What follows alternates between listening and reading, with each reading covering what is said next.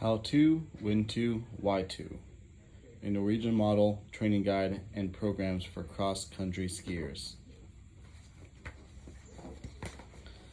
About the author. Norwegian native Torbjorn graduated from Oslo Sports College in 1981 with a major in cross-country skiing and holds the highest coaching degree available in Norway.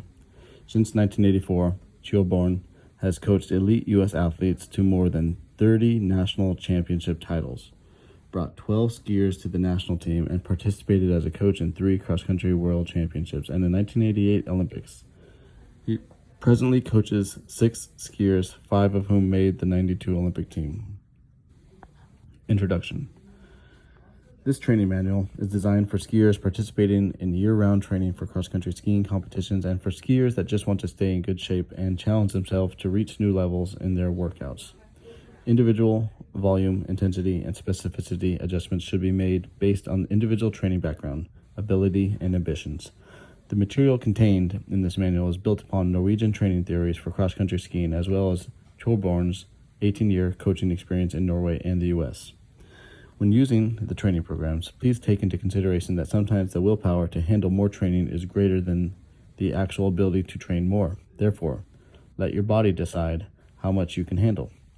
Theory and training suggestions are offered to allow you to make the best possible training plans for yourself. Remember that good results come from year-round consistent training that starts with a gradual increase in training. Too fast or too high of an increase in volume and intensity usually leads to overtraining and increases the risk of injury.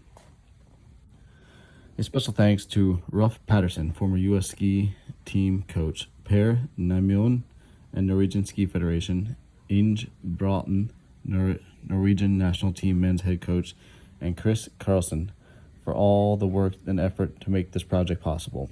I hope that this material can be of help for everyone that wants to enjoy the greatest and most challenging sport of all.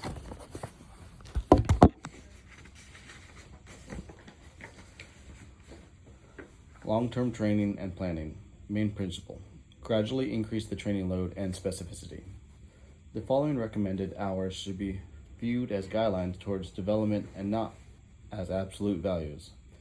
In most sports, it commonly takes 6 to 10 years of high quality and high volume training before maximum capacity is reached. Training should not be rushed. It's important that training is adjusted to the demands of school, work, private life, such that the total stress load, both mental and physical, leads to progress, not burnout. An increase of 5 to 20% of yearly training volume is recommended based on available time and goals. Chart 1. Training volume recommendations. 2. Training and recovery principles for training frequency. It's important to understand that the body needs a certain recovery time in order to bounce back to normal performance levels after a hard workout or training period. The body needs time before it can effectively absorb another workout. Too large of a training load may cause overtraining. However, the main cause of overtraining is usually due to incomplete rest, poor nutrition, and poor recovery between workouts. Principles for performance improvements. Changes in performance levels as a result of a new training load in different phases of recovery rest phase. Refer to chart number 2. 2.1. If the next training load occurs after the performance level has returned to the start level, phase D or later, minimum or no change in performance level will occur. 2.2. If the next training load occurs before recovery is completed, the athlete will face a decrease in performance level. 2.3.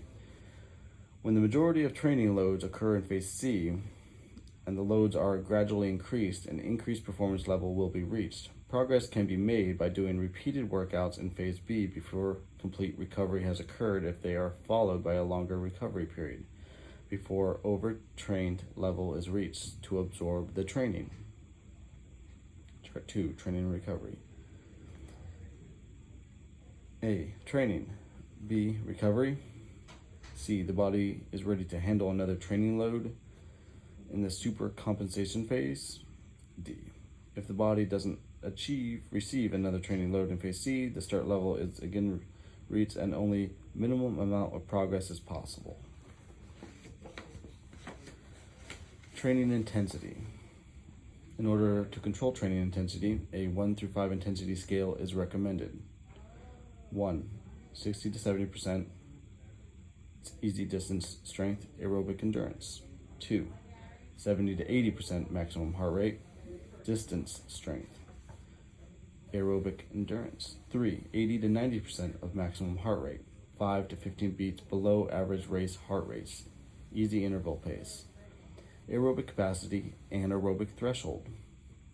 4. 90 to 95% of max heart rate, average race heart rate, competitions, time trials, intervals, aerobic capacity, VO2 max.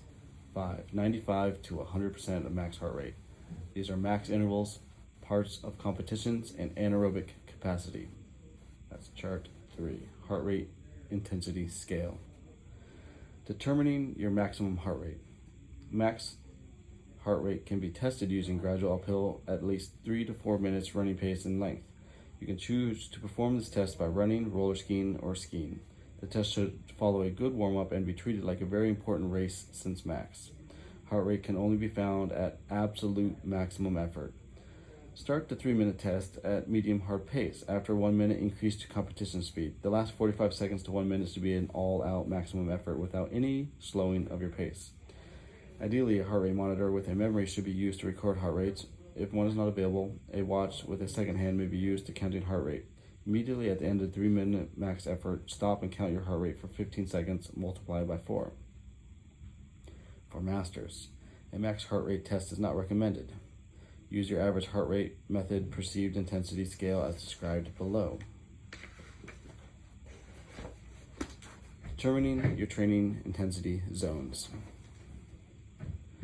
Average race heart rate may also be used to set up a personal intensity scale using heart rates from roller skiing, and running time trial races. Average heart rates at a 5 to 15 kilometers race should be indicated in the level 4 training zone. Subtract 5 to 20 beats from your average heart and you're in the range of your zone 3. Subtract roughly 20 to 35 beats and you're in intensity 2. These numbers can vary slightly between individuals, and please note that while training is specific intensity, your heart rate should vary between the low and the high end of the zone. For example, average heart rate in an 8-kilometer foot time trial, 175 beats per minute. The intensity scale for this person would be roughly intensity 1, 110 through 140, intensity 2, 140 through 155, intensity 3, 155 through 170, intensity 4, 170 through 180, intensity 5, 180 through 190 beats per minute. Training zones can also be chosen subjectively by using the perceived effort to measure training intensity. Intensity 1 and 2 should be able to talk easily while training, get tired from the length of the workout, not the intensity. Intensity 3 should feel easier than a 5 to 15 kilometer race, fast-paced but controllable and enjoyable workout. Intensity 4 should feel like a good effort, 5 to 15 kilometer race, and when this workout is over, you should be tired. Intensity 5 should feel like a maximum effort at the end of a race. 4. Recovery methods. Athletes often overlook the use of recovery methods. When used systematically, training can be absorbed faster and individual training load can increase. The use of recovery methods also helps to prevent injuries. The following recovery methods may be used to reduce recovery time and increase training benefit: easy jogging, swimming, pool, walking, active recovery, massage, 1 to 4 times per week. Jacuzzi and sauna, 1 to 4 times per week. Cold bath or pool, 1 to 4 times. Naps or rests after or between workouts, 20 minutes to 2 hours. Stretching. Sleep minimum 8 hours a night. Nutrition, using a good cycle where fish, meat, porridge, sugar-free cereal, dark bread, potatoes, boiled or baked, and fruit and vegetables are the main choices. 5. General and specific training. General training is non-specific training that does not directly copy any particular movement pattern used in cross-country skiing. This type of training contributes to overall conditioning. 5.2. Specific training is training with the purpose of directly copying movement patterns, muscles used during physical requirements found in cross-country skiing. This includes snow skiing, roller skiing, dryland imitation exercises including ski walking, skate walking, ski bounding, hill bounding, and specific strength exercises. The use of roller hilly terrain for snow skiing, roller skiing, running, and ski walking is very important because more muscle mass is involved as a person negotiates the uphills. This uphill movement requires a higher percentage of max VO2 utilization compared with flats on the same heart rate. This, therefore, is the most effective way to developing the highest possible aerobic endurance and aerobic capacity, as well as developing ski-specific strength. Running, walking, and ski walking in uphill is therefore highly effective training for cross-country skiers. In fact, it is recommended that up to 50% of the endurance training in dryland period is running and ski walking, and the other half roller skiing.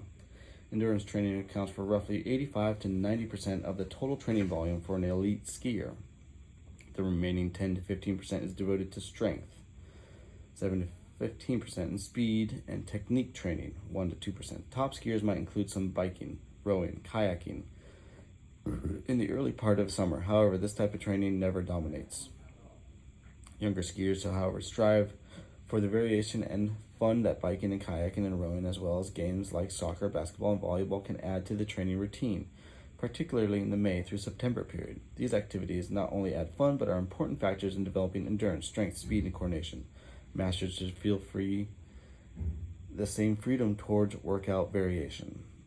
Strength training, 5-3. Strength training is usually specific on skis or roller skis and uphills to develop power or can be performed as circuit type training with an emphasis placed on building endurance and submaximal strength. Also remember that normal endurance training, foot skis and roller skis, is a form of endurance strength training, and choose tougher terrain will increase strength development.